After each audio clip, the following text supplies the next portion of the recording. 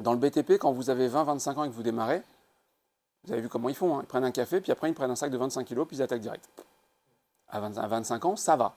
Mais c'est parce que tu fais ça à 25 ans à froid, sans échauffement, qu'à 40, tu commences à avoir mal partout, et qu'à 50, t'es cassé. T'es cassé.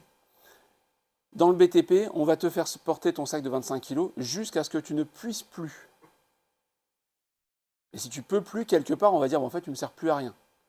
Au lieu de penser à une évolution, parce que le mec qui, par contre, a 30, 40, 45 ans, il a une expérience, une gestion du terrain, une gestion du client, qui, avec le temps, s'est améliorée, normalement. Et on ne pense pas à le faire évoluer, et là, je parle clairement de management, hein, je ne parle pas de responsabilité pour autant, hein, mais de management, d'encadrement, d'anticipation, de gestion d'équipe. Ce qui fait que normalement dans le BTP, on devrait assez rapidement, et plus tôt qu'ailleurs, réfléchir à comment je fais évoluer quelqu'un pour que ces dernières années, les 5 dernières années, il doit être dans un bureau, le mec. De toute façon, il a les genoux qui sont flingués, il a mal au dos, et il a un trouble musculo-squelettique quelque part, etc.